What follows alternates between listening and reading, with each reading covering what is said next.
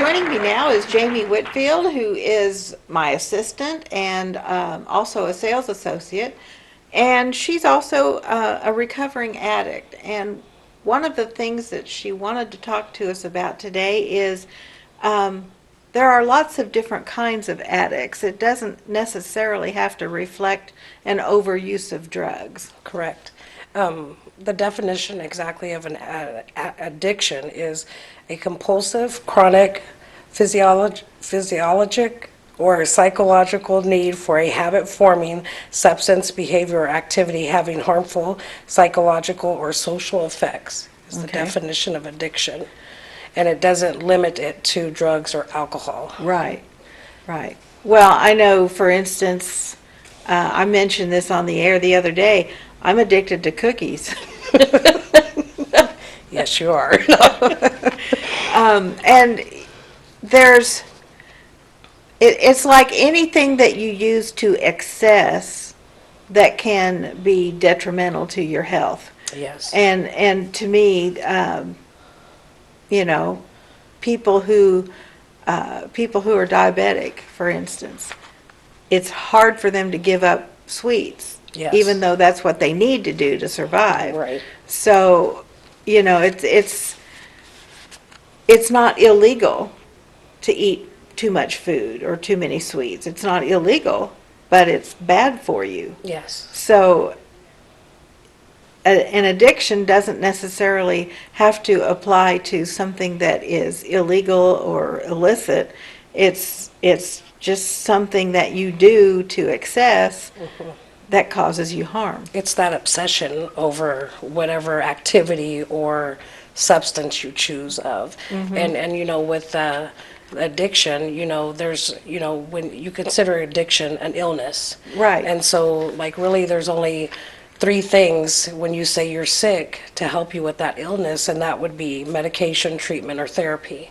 And that's like the message that I keep, you know, coming back with every week is for me, the therapeutic value of one addict helping another is important with my addiction. And so that's where I keep speaking about my recovery and how important it is to me, because therapeutically, I need to continue being an NA and having that fellowship to help me through Right. my addiction.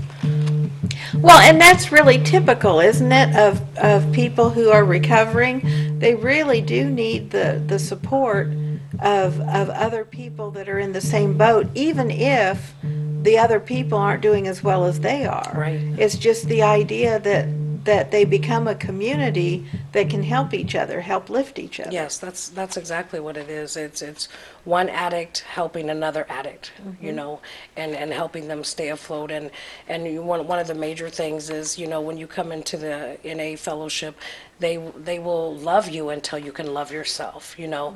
And if you keep coming back, it does work, you know. And if you keep coming back, you will find a different way of living and different way of thinking about how to live, you know. Yeah. It doesn't have to be just drug involved or just surrounded by the thoughts of drugs. Even that desire will subside when you keep going back into them rooms and having that fellowship. So, Well, and when you have more sobriety under your belt, and you realize how much more you get out of life by being clean, that I would think would help reinforce your need to stay clean. well, yeah, and you also, it's all about that cognitive as well, you know, that thinking. You know, we've always had that old thinking about drugs and how to get them, and that's all we you know, that That's obsession. all you were focused on, Exactly. yeah. And that comes in with that obsession, you know, with your addiction. And so when you find different ways of how to think about things and how to live, it really just comes all together. And when you work the steps of the NA program, STEP stand for solution to every problem.